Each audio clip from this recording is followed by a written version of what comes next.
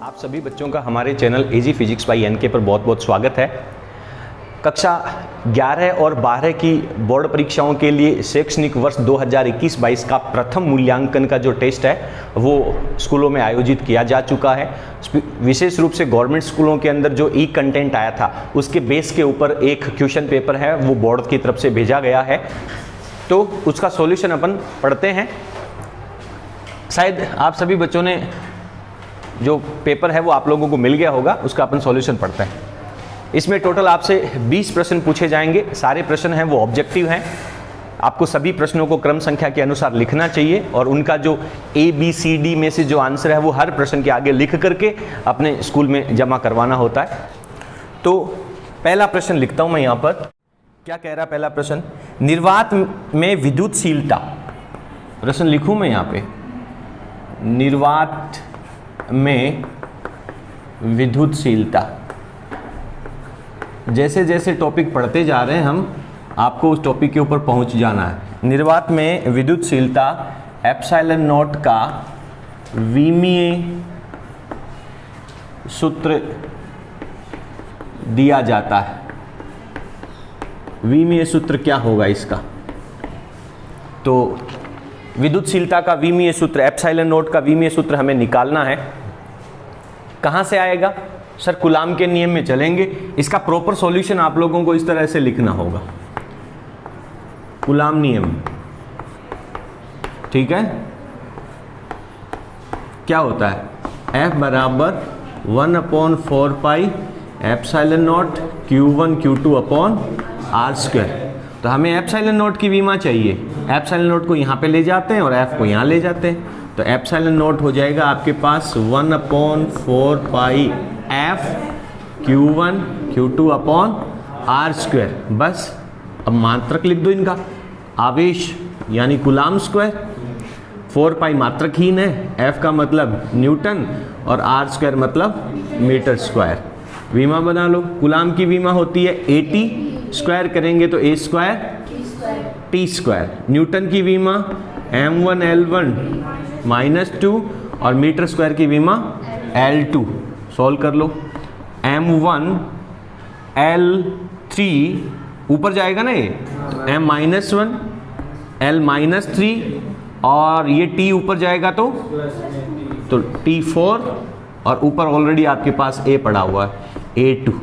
आराम से सोच समझ करके देखना है। तो ये पहला प्रश्न आप लोगों का है। ऑप्शन अपन पढ़ते हैं, इसमें से कौन सा ऑप्शन होगा। इसमें ऑप्शन नंबर बी जो है M-1 L-3 T4 A2, option B जो है वो आपका राइट आंसर हो जाएगा। दिक्कत बोलो? आपको पता होना चाहिए विमीय सूत्र कभी भी हमें रटने नहीं है। कोई भी सवाल आता है उसका विमीय सूत्र यदि आपसे पूछा जाता है तो सीधा आप पहले देखेंगे कि ये विमीय सूत्र, ये जो फॉर्मूला है वो कहाँ पे आया होगा। तो कूलाम के नियम में हमने एप्सिलॉन नॉट पढ़ा था। ठीक है, पहला प्रश्न आप लोगों को इस तरह से लिखना होगा। उतार ले। तो पहले प्रश्न का आंसर कितने बच्चों का सही है? सबको समझ में आ गया? सबने सही किया, बहुत बढ़िया। प्रश्न संख्या 2। अगले प्रश्न पे चलते हैं। आवेशन की विधि है। पहले पार्ट में हम लोगों ने पढ़ के आए हैं आवेशन की विधियां। कौन कौन सी विधियां हैं? क्या आंसर होगा इसका? उपरोक्त सभी। शाबाश। तो इसके अंदर अपने को कोई सॉल्यूशन नहीं करना है, अपने को यहां पे लिखेंगे उत्तर डी। बढ़िया। चलो तीसरा प्रश्न है, क्वेश्चन नंबर 3 लिखते हैं अपन। आवेश का CGS पद्धति में मात्रक होता है। यह आपका तीसरा प्रश्न था। ठीक है, आवेश का CGS पद्धति में क्या मात्रक होता है? ऑप्शन देने की जरूरत है क्या? आवेश का SI मात्रक क्या होता है बताओ? आवेश का SI मात्रक कूलाम और CGS मात्रक स्टेट कूलाम। बहुत बढ़िया। ऑप्शन देने की जरूरत ही नहीं होनी चाहिए हमें। CGS मात्रक पूछा है तो हमारे पास स्टेट कूलाम। सही बताओ कितने बच्चों का सही है? एक को छोड़ के सबका सही है। बहुत बढ़िया। एम्पियर सेकेंड और ऑप्शन नंबर डी था आपका मात्रकहीन। क्या लिखेंगे? शाबाश, बहुत सही। स्टेट कूलाम इसका राइट आंसर होगा। क्या कोई मुझे बता सकता है कि एक कूलाम और स्टेट कूलाम में रिलेशन कितना होता है? एक कूलाम बराबर कितना स्टेट कूलाम? शाबाश शाबाश, 3 गुणा 10 की पावर 9 स्टेट कूलाम। बहुत बढ़िया।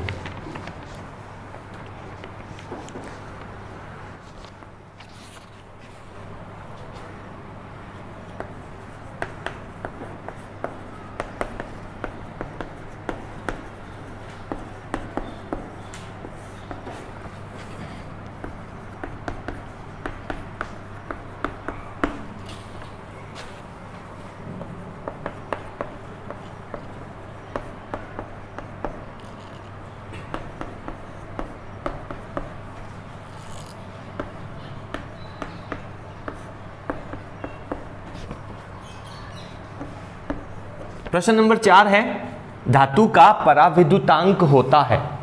आपने कूलाम का नियम जब आपने पढ़ा तब हमने कहा था कि F बराबर सर फॉर्मूला होता है 1/4 pi epsilon not Q1 Q2 upon R square. और ये तो स्थिति थी निर्वात के लिए। यदि इनके बीच में कोई माध्यम होता है तो यहाँ पे फॉर्मूला 1/4 पाई एप्सिलॉन होगा, एप्सिलॉन नॉट नहीं होगा, सिर्फ एप्सिलॉन, और Q1 Q2 अपॉन R का स्क्वायर। तो आपेक्षिक पराविद्युतांक जो होगा उसे अपन कहते हैं एप्सिलॉन अपॉन एप्सिलॉन नॉट। और यहाँ से यदि हम एप्सिलॉन की वैल्यू रखना चाहें तो एप्सिलॉन नॉट एप्सिलॉन R के गुणनफल में जाएगा। तो एप्सिलॉन बराबर होता है epsilon not into epsilon R, ये रिलेशन होता है। तो यहाँ पे आपके पास एप्सिलॉन की जगह आपको ये फॉर्मूला रखना होता है। तो F बराबर वैल्यू हो जाती है 1/4 pi epsilon not epsilon R Q1 Q2 upon R का स्क्वायर। हालांकि इस प्रश्न में जो बात पूछी गई है उसके बारे में यहाँ पे नहीं है, अपन इस पूरे टॉपिक को क्लियर कर रहे हैं।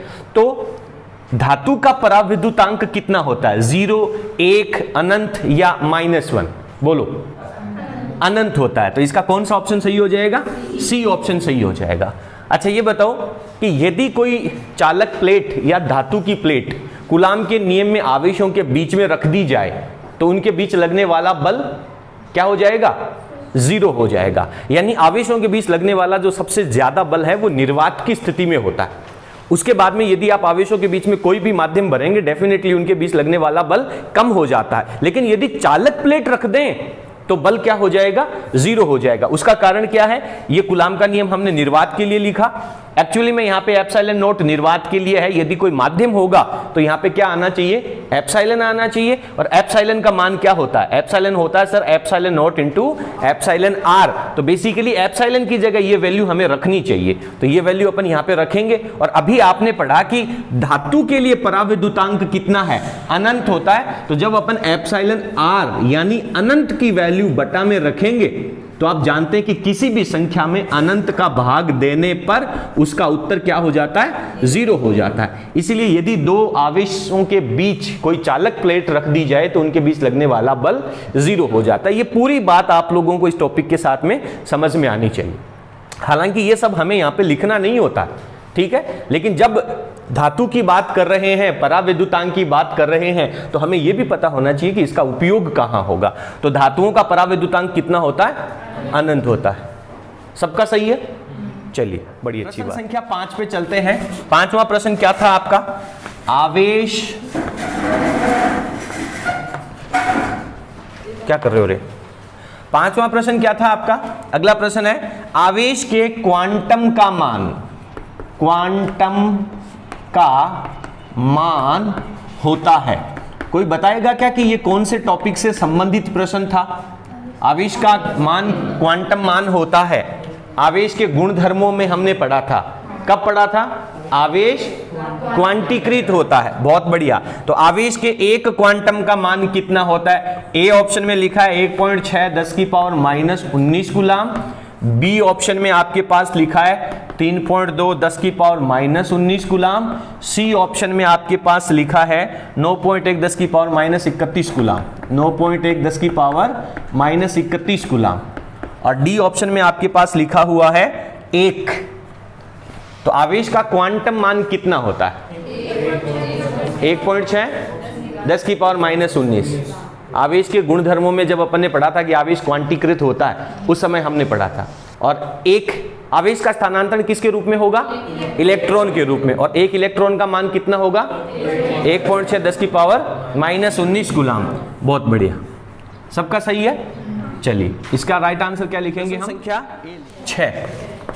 चलिए 7n14 नाभिक पर आवेश का मान होता है, का मान होता है। ऑप्शन क्या थे आपके? मैं लिख देता हूं यहां पर। ए ऑप्शन था 11.2 10 की पावर -19 कूलम। बी ऑप्शन था -11.2 10 की पावर -19 कूलम। सी ऑप्शन था आपका 1.6 10 की power -19 coulomb. And D option आपका था यहां पर -1.6 10 की पावर -19 कूलम। प्रश्न संख्या 6 आपसे कह रहा है कि 7 नाइट्रोजन 14 के नाभिक पर आवेश का मान होता है। बोलो क्या आंसर लिखा आप लोगों ने? 11.2 10 की पावर -19। बहुत बढ़िया, बेहतरीन। कैसे लिखा?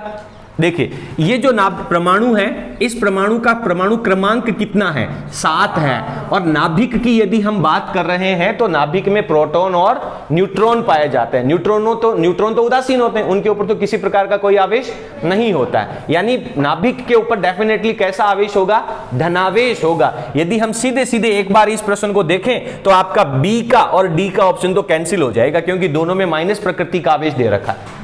दूसरी बात अपन बात करते हैं कि एक प्रोटॉन पे आवेश कितना होगा? 1.6 10 की पावर -19 कूलम। और कितने प्रोटॉन है इसके नाभिक में? 7 प्रोटॉन है। तो 7 प्रोटॉनों पे कितना आवेश होगा? 7 से गुणा कर देंगे तो 1.6 इंटू 10 की पावर -19, इसको आप 7 से गुणा करेंगे तो 16 7 112, 11.2 10 की पावर -19 का धनावेश होगा। कैसा आवेश होगा? धनावेश। इसके पहले माइनस नहीं लगा, इसका मतलब ये धनावेश ही है। शाबाश। तो ये भी आप लोगों का सही प्रश्न है। कितनों का सही आंसर है? सबका? कॉपी चेक करेंगे तो पता चल जाएगा। ए ऑप्शन हो गया। यदि दो आवेशित कणों के बीच की दूरी दुगुनी कर दी जाए तो उनके मध्य लगने वाले बल का मान होगा। चलो, यदि दो आवेशों के मध्य की दूरी दुगुनी कर दी जाए तो लिख दो, साथ में लिख लो कॉपी में।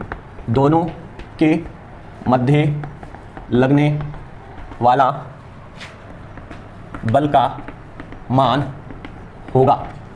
ऑप्शन ए कह रहा है 1/4, ऑप्शन बी कह रहा है आपसे 4 गुना, ऑप्शन सी कह रहा है आपसे आधा, एंड ऑप्शन डी कह रहा है आपसे कोई प्रभाव नहीं। कोई प्रभाव नहीं। बोलो भैया क्या आंसर होगा? अगला प्रश्न संख्या आपका 7 क्या कह रहा है? यदि दो आवेश हैं उनके बीच की दूरी को दुगुना कर दिया जाए। पहले दो आवेश यहां पे हैं, कितनी दूरी है नहीं दे रखी, मान लेते हैं r। अब उसकी दूरी को कितना कर दिया? 2r। कितना कर दिया? 2r। दुगुनी को दुगुना, दूरी को दुगुना कर दिया जाए तो उनके बीच में लगने वाला बल क्या होगा? यानी जब r दूरी पे कोई बल लग रहा था F, जब आपने दूरी को दोगुना कर दिया तो बल कितना हो जाएगा? किसका किसका सही आंसर है? क्या आंसर आएगा बोलो? चलो इधर आ जाओ। किसके नियम का प्रश्न है ये? कौन से नियम का प्रश्न है? कूलाम के नियम का। अरे दो आवेशों के बीच लगने वाला बल कूलाम के नियम में ही तो होगा। कलाकार क्या पढ़ा फिर तुमने? दो आवेशों के बीच में लगने वाला बल कूलाम के नियम का ही तो होगा। तो बता दो क्या हो जाएगा? सर F बराबर K Q1 Q2 upon R का स्क्वायर। फिर क्या बदल दिया इसने? केवल दूरी बदली है। तो दूरी बदली है तो बल भी मान लेते हैं बदल जाएगा। F डैश हो गया K, आवेशों का मान तो नहीं बदला ना, तो Q1 Q2 रख दिया। और दूरी कितनी कर दी इसने? 2r कर दी। और 2r का क्या कर देंगे? स्क्वायर कर देंगे। तो क्या होगा? K Q1 Q2 upon 2r का स्क्वायर खोलो 4r²। इस पूरे भाग को क्या लिख दूं?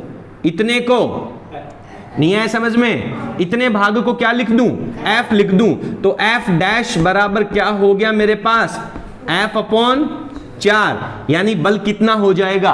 1/4। क्या हो जाएगा? 1/4। 1/4 4 गुना होता है क्या? 1/4। क्या होगा? 1/4।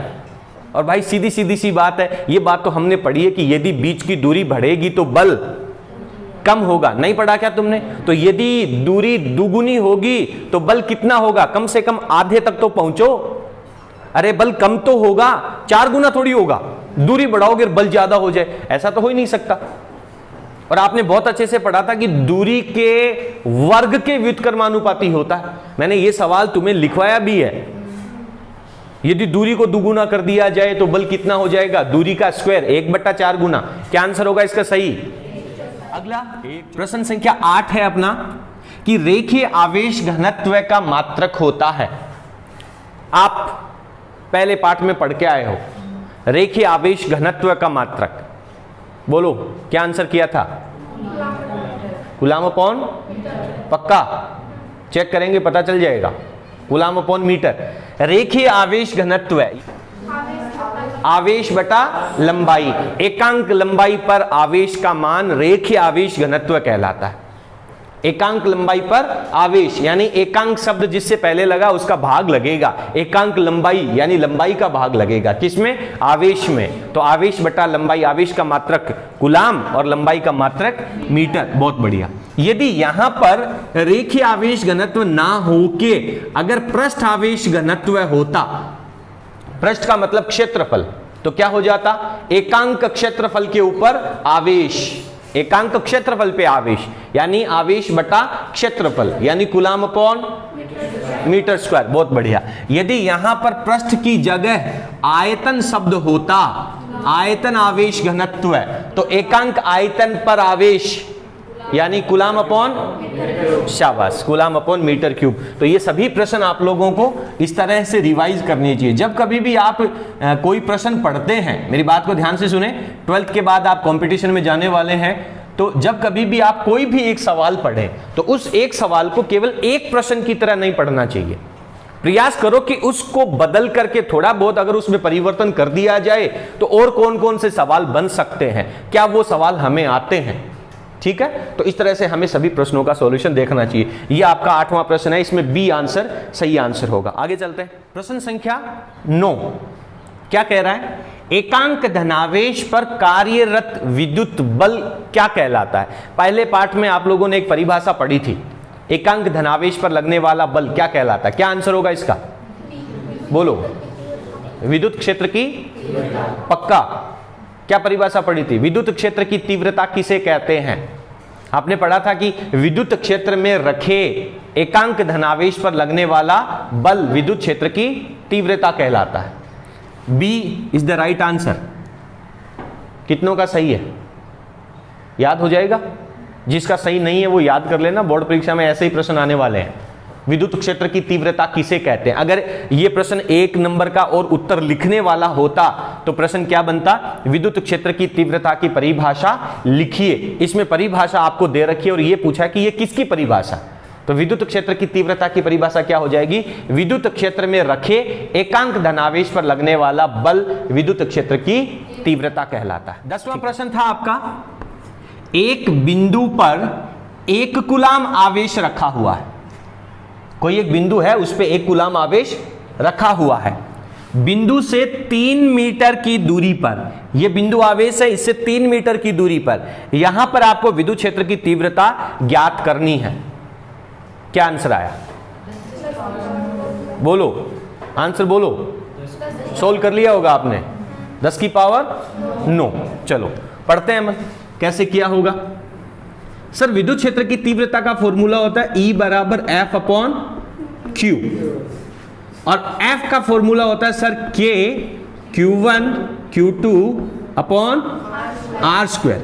अब भाग अपन लगाएंगे एक आवेश का जो परीक्षण आवेश रखा है, तो इस पे यहां पे मैं Q1 लिख देता हूं। तो Q1 से Q1 कैंसिल आउट हो जाएगा। यदि 1 2 ना लिखूं तो मेरे पास फाइनल फॉर्मूला क्या बचेगा, KQ अपॉन R स्क्वायर। तो विद्युत क्षेत्र की तीव्रता का सूत्र क्या होता है, KQ upon R square. Value रखते जाएं तो सर E बराबर K का मान होता है 9 10 की पावर 9, Q का मान दे रखा आपको 1 कूलाम बटा में R का स्क्वायर, दूरी है वो मीटर में ही होनी चाहिए, अगर सेंटीमीटर में है तो मीटर में बदलेंगे, लेकिन सर यहां तो मीटर में दे रखी है, तो 3 का स्क्वायर कितना हो जाएगा, 3 का स्क्वायर 9, 9 ने 9 को काट दिया तो 10 की पावर 9। विद्युत क्षेत्र की तीव्रता का मात्रक हो सकता है सब में मात्रक अलग अलग हो, ध्यान दें, हो सकता है आपको आंसर ऐसा भी मिल जाए कि 10 की पावर 9 न्यूटन अपॉन कूलाम, 10 की power 9 Newton upon coulomb square, तो संख्यात्मक मान समान भी हो सकता है। ऑप्शन सारे पढ़ने चाहिए आपको। तो यहां पे अपन जानते हैं कि विद्युत क्षेत्र की तीव्रता का फॉर्मूला होता है F अपॉन Q, यानी न्यूटन अपॉन कूलाम, तो न्यूटन अपॉन कूलाम इसका मात्रक लगेगा। तो राइट आंसर क्या होगा इसका, B is the right answer. ठीक है, चलिए प्लस 9E तथा प्लस 4E दो आवेश हैं, वो परस्पर यानी एक दूसरे से 15 सेंटीमीटर दूरी पर स्थित हैं, यानी रखे हुए हैं। ठीक है, एक दूसरा कोई आवेश, एक अन्य आवेश जो Q है, दोनों आवेशों को मिलाने वाली रेखा पर प्लस 9E का जो आवेश है, प्लस 9E आवेश से कितनी दूरी पर रखें उस आवेश को कि वह संतुलन में रहे। ए ऑप्शन दे रखा आपको 9 सेंटीमीटर, बी ऑप्शन दे रखा आपको 12 सेंटीमीटर, सी ऑप्शन दे रखा आपको 6 सेंटीमीटर एंड डी ऑप्शन दे रखा आपको 5 सेंटीमीटर। अगला प्रश्न संख्या हमारा 11वां सवाल क्या कह रहा है, पढ़े ध्यान से, बहुत इंपॉर्टेंट और बहुत इंटरेस्टिंग प्रश्न है। प्लस 9E का कोई एक आवेश और प्लस 4E का कोई आवेश, दो आवेश हैं, दोनों परस्पर 15 सेंटीमीटर की दूरी पर हैं। सर ये मेरे पास 9E का आवेश है और ये मेरे पास 4E का आवेश है, दोनों पॉजिटिव हैं और दोनों कितने दूरी पर रखे हैं, 15 सेंटीमीटर की दूरी पर रखे हुए हैं। एक अन्य आवेश जिसका नाम Q है, दोनों आवेशों को मिलाने वाली रेखा पर, ये दोनों आवेश हैं, इनको मिलाने वाली रेखा है, इसके ऊपर तीसरा आवेश Q है, उसको कहीं रखना है हमें। कहां रखें उसको, मिलाने वाली रेखा पर प्लस 9E वाला जो आवेश है, प्लस 9E वाले आवेश से कितनी दूरी पर रखें, वो जो Q आवेश है उसको इससे कितनी दूरी पर रखें, माना x दूरी पर उसे रख लेते हैं। रखने से क्या होगा कि वह संतुलन में रहे। कौन रहे संतुलन में, Q। संतुलन में रहने का मतलब एक जगह रहना चाहिए, यानी उसके ऊपर लगने वाला बल 0 होना चाहिए। दोनों आवेशों की वजह से लगने वाला बल या तो परिमाण में बराबर कह दें, या टोटल बल क्या होना चाहिए, 0 होना चाहिए, तभी वो रुका हुआ रहेगा। इधर वाला ज्यादा धक्का मारेगा तो इधर निकल जाएगा, ये ज्यादा धक्का मारेगा तो इधर निकल जाएगा, दोनों तरफ से बराबर बल उसके ऊपर लग रहा है। तो यहां से दूरी x है, तो ये कितनी बच गई, 15 माइनस x, बहुत बढ़िया, 15 माइनस x की ये दूरी बच गई। तो इस आवेश के ऊपर कितने बल लगेंगे, एक तो ये बल लगाएगा, प्रतिकर्षण बल लगाएगा किधर की तरफ, बाहर की तरफ, और ये प्लस 4E है, ये किधर बल लगाएगा, ये दूसरी तरफ लगाएगा, इस तरफ लगाएगा। तो दोनों बल क्या हो जाने चाहिए, बराबर हो जाने चाहिए। यदि दोनों बल परिमाण में बराबर हैं तो ये आवेश अपनी जगह स्थिर रहेगा। तो अपन क्या कह दें, इस आवेश के ऊपर इसकी वजह से लगने वाला बल और इसकी वजह से लगने वाला बल, दोनों बल क्या होने चाहिए, बराबर होने चाहिए। इन दोनों के बीच में लगने वाला बल निकालो, कूलाम का नियम, sir K Q1 9E Q2 Q बटा दूरी x स्क्वायर, इधर K Q1 4E Q2 Q बटा 15 माइनस, बहुत बढ़िया, ऐसे सोल्व किया था क्या, ओके। K ने K को, Q ने Q को, E ने E को, बढ़िया, आराम से लिख लो, 9 बटा x का स्क्वायर 4 बटा 15 माइनस x का स्क्वायर। अब बच्चे यहां पे आके गलती करते हैं, क्या करते हैं कि साहब इस ब्रैकेट को ओपन कर दें, हमें ब्रैकेट को ओपन नहीं करना है। तो क्या करना है, इन सब को भी हम स्क्वायर के रूप में लगा दें, क्योंकि 9 का स्क्वायर हम जानते हैं, 9 की जगह क्या लिख सकते हैं 3 का स्क्वायर, 4 की जगह क्या लिख सकते हैं 2 का स्क्वायर। तो फाइनली आपके पास ये वैल्यू ऐसे भी लिखी जा सकती है, सर 3 का स्क्वायर बट्टा x का स्क्वायर, दोनों पे स्क्वायर है तो ब्रैकेट लगा के ऊपर ही लगा दूं, इधर क्या हो जाएगा 2 x 15 minus x, 15 minus x, इसके ऊपर भी स्क्वायर, दोनों के स्क्वायर ने एक दूसरे को काट दिया। अब कैसा गुणा कर दें, वज्र गुणा कर देते हैं। वज्र गुणा करो, देखें क्या इक्वेशन बनेगा, वज्र गुणा करो, 15 3 माइनस आएगा, 3 से गुणा होगा तो माइनस, बराबर में ये 2x, माइनस का 3x इधर जाएगा, प्लस का कितना हो जाएगा, आपको मान किसका चाहिए, 5 को कहां भेजें, बट्टा में, तो x बराबर 45 बट्टे 5 बराबर 9, और मात्रक क्या लगेगा, क्योंकि ये दूरी भी आपको किस में दे रखी है, सेंटीमीटर में। तो इस प्रश्न का सही आंसर क्या था, ए ऑप्शन। बोलो किसका किसका सही है, सबका सही है, ये आपका राइट आंसर। तो ये प्रश्न संख्या आपका 11 यहां पे कंप्लीट हो जाता है। अच्छा प्रश्न है, समझ करके चलना है, कंपटीशन लेवल का प्रश्न है। इस प्रश्न को हम डायरेक्ट सॉल्व भी कर सकते हैं विथ ट्रिक के साथ, और यदि आपको इसका ट्रिक देखना है तो प्लेलिस्ट में जाकर के चैप्टर नंबर 1 का वीडियो देख लेना, उसमें आपको इसकी ट्रिक भी लिखी हुई नजर आ जाएगी, जो आपको बोर्ड के अलावा कंपटीशन लेवल के ऊपर लेके जाएगा। आ जाओ, बहुत बढ़िया भाई, जाऊं करे वीरो लेना आ गयो, वाह बेटे मौज कर दी। 12वां प्रश्न, गाउस नियम का पढ़ लिया क्या, गाउस का नियम तुमने वीडियो में मैडम ने पढ़ाया था और तुमने देखा ही नहीं, कौन देखे,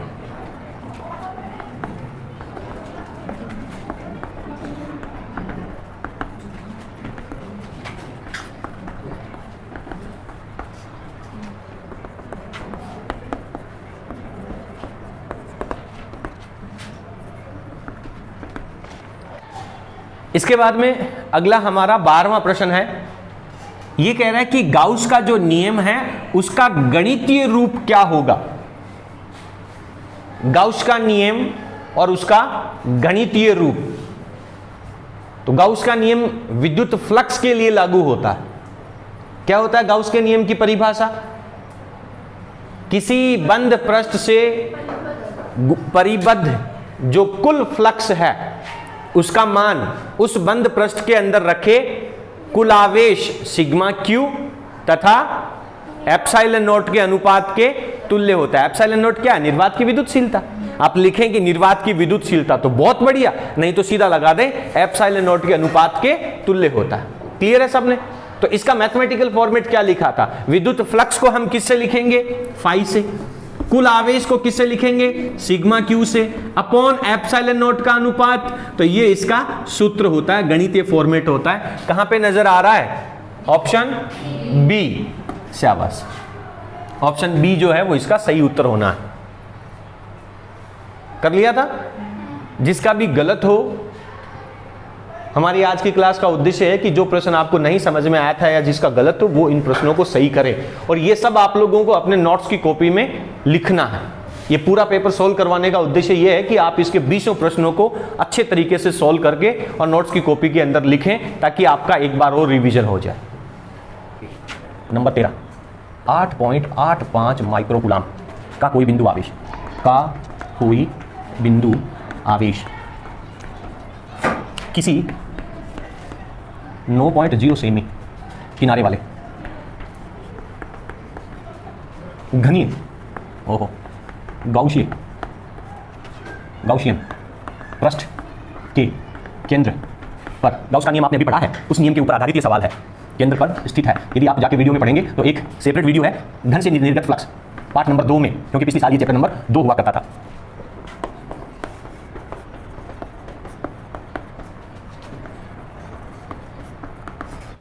प्रश्न संख्या 13, 8.85 माइक्रो कूलाम का कोई बिंदु आवेश है, 8.85 का कोई एक बिंदु आवेश है, वो 9 सेंटीमीटर किनारे वाले गाउसीय पृष्ठ के, घन के गाउसीय पृष्ठ के केंद्र पे रखा हुआ है। यानी ये मेरे पास कोई एक घन है जिसकी भुजा 9 सेंटीमीटर है और उसके बीच में सेंटर पे आपने कोई आवेश रख दिया।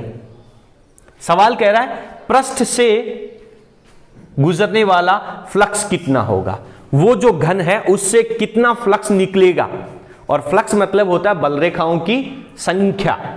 तो यहां पे एक चीज मेरे को समझ में नहीं आई कि ये 9 सेंटीमीटर किनारा क्यों दे रखा है। क्या 9 सेंटीमीटर की जगह 10 सेंटीमीटर कर दें या 8 सेंटीमीटर कर दें तो बल रेखाओं की संख्या में कोई असर होगा क्या?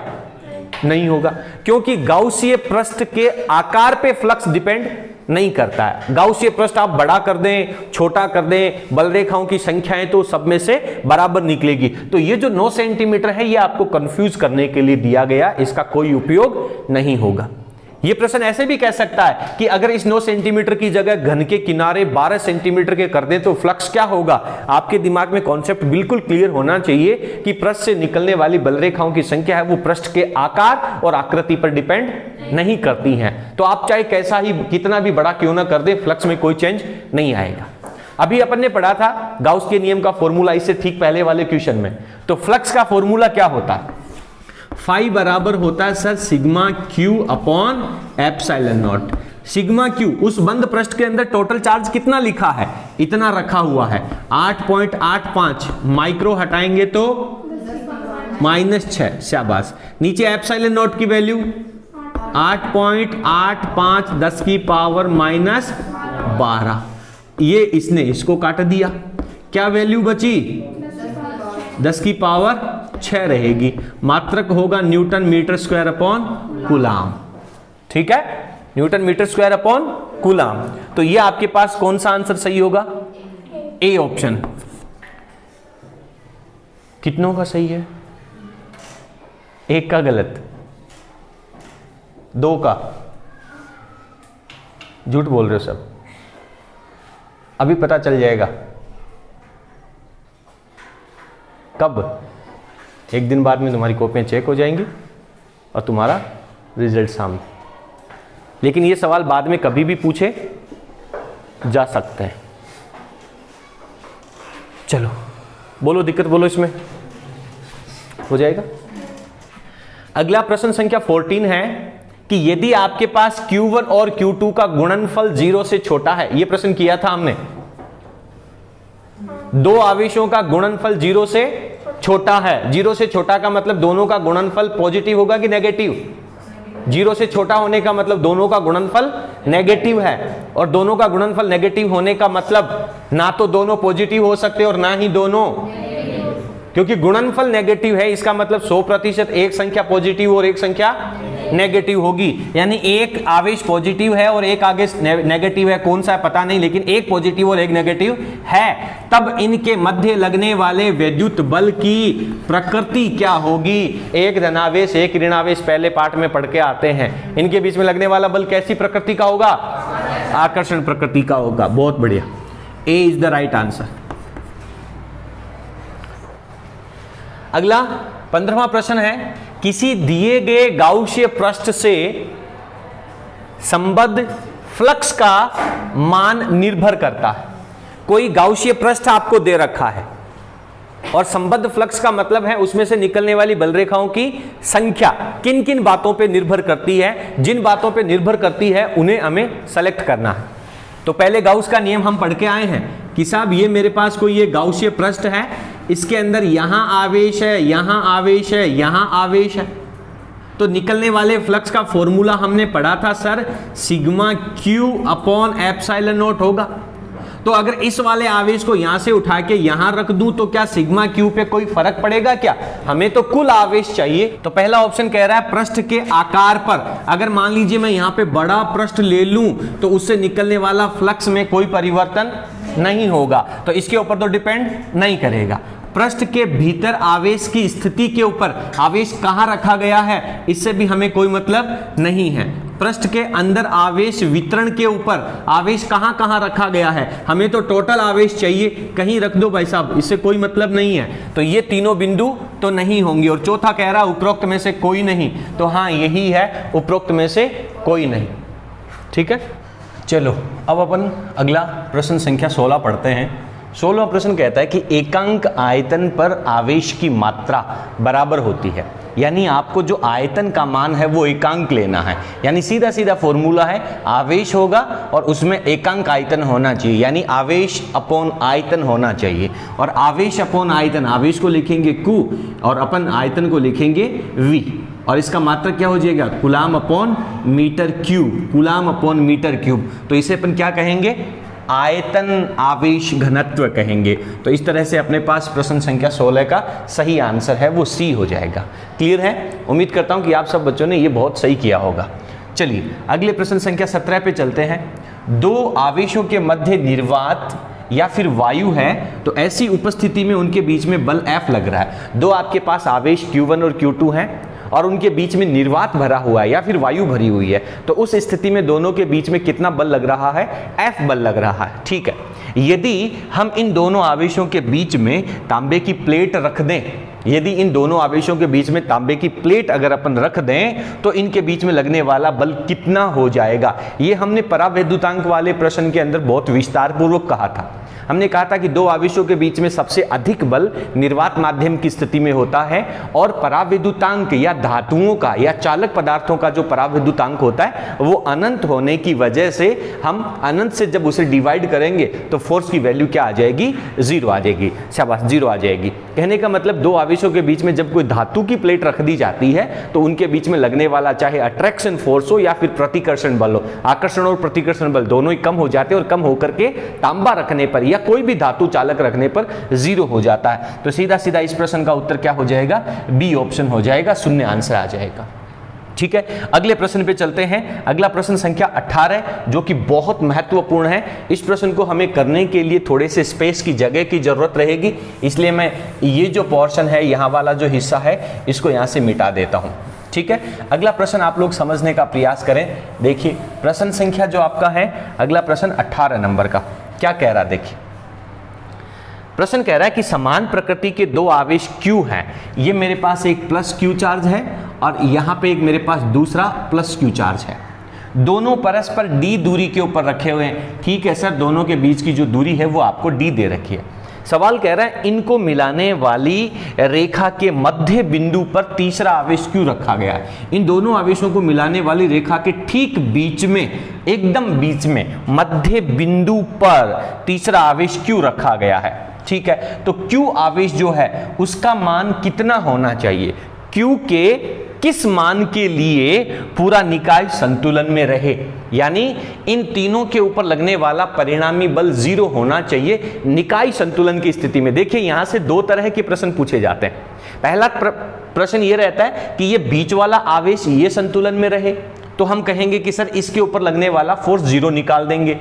ठीक है, और अगर पूरा निकाय संतुलन की बात कर रहा है, इसका मतलब आप एक किनारे वाला आवेश ले लीजिए और उस आवेश के ऊपर लगने वाला टोटल फोर्स 0 कह दीजिए, तो पूरा का पूरा निकाय संतुलन में रहेगा। यानी हर एक आवेश पर बाकी दो आवेशों की वजह से लगने वाला टोटल फोर्स 0 हो जाएगा, तो पूरा निकाय अपना संतुलन अवस्था में रहेगा।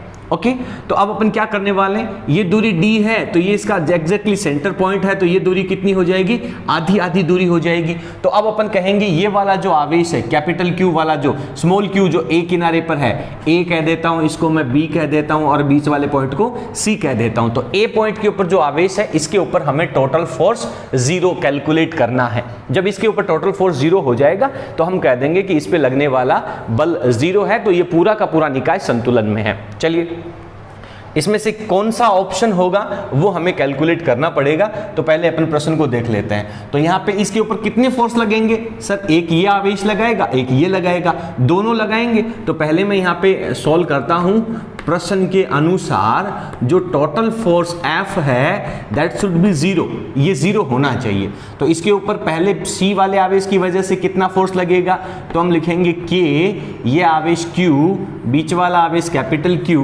और बीच में दूरी d/2 का स्क्वायर। प्लस कर दीजिए। अब इसके ऊपर ये वाला आवेश भी बल लगाएगा, तो इन दोनों के बीच की दूरी तो कैपिटल डी है, तो फॉर्मूला क्या होगा, के, इसका मान क्यू और इसका भी क्यू, देन क्या हो जाएगा क्यू स्क्वायर और डी स्क्वायर बराबर वैल्यू 0। क्लियर है? तो ये दोनों फोर्सों का योग कर दिया और टोटल फोर्स 0 हो जाएगा। अब इसको आप सोल्व कर लो, तो ये पार्ट है वो दूसरी तरफ ले जाओगे तो माइनस का हो जाएगा, तो के स्मॉल क्यू कैपिटल क्यू ये हो जाएगा डी स्क्वायर और बट्टा का जो 2 का स्क्वायर है वो 4 होके ऊपर आ जाएगा, बराबर में माइनस में जाएगा ये के Q square upon D square. Clear है? के ने के को काट दिया, इस Q ने इस Q का स्क्वायर काट दिया, इस D स्क्वायर ने ये D स्क्वायर काट दिया। तो एक बार थोड़ा सा इजी करके रख लो, क्या आंसर आने वाला है 4Q। कितना हो गया 4Q बराबर में क्या बचा आपके पास -Q। ठीक है, और आपको वैल्यू किसकी निकालनी है, आपको तो इस कैपिटल Q की वैल्यू निकालनी है, तो ये कैपिटल Q रखना है, 4 को आप दूसरी तरफ लेके जाओगे, तो 4 को जब आप दूसरी तरफ लेके जाओगे तो ये हो जाएगा sir -Q upon 4। This is the right answer. ठीक है, -Q अपॉन 4। तो आपका ऑप्शन नंबर सी जो है वो इसका सही उत्तर हो जाएगा। उम्मीद करता हूं कि आप सभी बच्चों ने इस प्रश्न को सही किया होगा। बाकी तो जब अपन कॉपी चेक करेंगे तो हमें को पता चल ही जाएगा कि किसका किसका सही है और किसका किसका गलत है। ठीक है, चलो आगे चलते हैं। तो ये अपने 18 प्रश्न यहाँ पे सही हो जाते हैं। यदि आप सभी बच्चों से अनुरोध करना चाहूँगा कि यदि आपको वीडियो पसंद आए तो प्लीज़ आप वीडियो को लाइक जरूर करें और इसे अपने सभी फ्रेंड्स के साथ शेयर करना ना भूलें। और आपको हमारा कंटेंट कैसा लगा प्लीज़ कमेंट सेक्शन में ज़रूर लिखिएगा। 12th क्लास की पूरी फिजिक्स चैप्टर नंबर 1 से लेकर के लास्ट चैप्टर तक हर एक टॉपिक को अच्छे तरीके से पढ़ने के लिए आप हमारे चैनल को सब्सक्राइब कर सकते हैं। आगे चलते हैं। अगला प्रश्न संख्या अपना 19 है। विद्युत क्षेत्र की तीव्रता, विद्युत क्षेत्र की तीव्रता को हम किससे लिखते हैं, ई से लिखते हैं। ई का पृष्ठीय समाकलन, पृष्ठीय समाकलन का मतलब होता है क्षेत्रफल के साथ समाकलन। तो क्षेत्रफल को लिख देंगे हम ds और इसका क्या करना है, हमें समाकलन करना है। तो इसका जब अपन समाकलन करेंगे तो वो किसके बराबर होता है। तो आप लोगों ने जब विद्युत फ्लक्स की परिभाषा पढ़ी थी तब आपने कहा था d5 का जो समाकलन होता है वो E vector dot ds vector होता है। यानी विद्युत क्षेत्र की तीव्रता का पृष्ठीय समाकलन जो होता है उसे अपन d5 से निरूपित करते हैं और d5 जो होता है वो आपका विद्युत फ्लक्स होता है। क्या होता है, विद्युत फ्लक्स होता है। विद्युत फ्लक्स की परिभाषा में हम इस चीज को मैथमेटिकल फॉर्मेट के रूप में लिख करके आते हैं। तो विद्युत क्षेत्र की तीव्रता का पृष्ठीय समाकलन बराबर होता है, किसके बराबर होता है, विद्युत फ्लक्स के बराबर होता है। तो इस प्रश्न का जो राइट आंसर है वो आपका ऑप्शन नंबर क्या हो जाएगा, सी हो जाएगा। ठीक है, चलिए अगला प्रश्न संख्या 20। किसी आवेशित पिंड की चाल को दुगुना कर दिया जाए। आपके पास कोई एक पिंड है जिसके ऊपर कुछ आवेश दे रखा है, कितना भी आवेश, यदि आप इसके दुगुने वेग से फेंक देते हो तो उसका आवेश हो जाता है। आवेश के गुण धर्मों में हमने एक टॉपिक पढ़ा था, आवेश निश्चरता के नियम का पालन करता है। यानी किसी भी आवेशित वस्तु की चाल चाहे बढ़ा दो चाहे घटा दो उसका द्रव्यमान जरूर बदल जाएगा, बट उसके ऊपर जो आवेश है उस पर क्या प्रभाव पड़ेगा, कोई प्रभाव नहीं पड़ेगा, अपरिवर्तित रहेगा। तो इस तरीके से इस प्रश्न का जो सही उत्तर है वो आपका ऑप्शन नंबर सी हो जाता है। तो इस तरह से जो प्रथम मूल्यांकन के 20 प्रश्न हैं उनका समाधान हमने कर लिया है। उम्मीद करता हूं कि आप सबको समझ में आ गया होगा। अगर आपको हमारा वीडियो पसंद आए, हाँ, किसी दिन आप सभी को हमारी क्लास भी दिखाएंगे, ये जो बैठे हैं। चलिए धन्यवाद। आज नहीं, किसी दिन, हाँ, जब रिजल्ट आएगा ना तब फोटो खींचेंगे सबकी।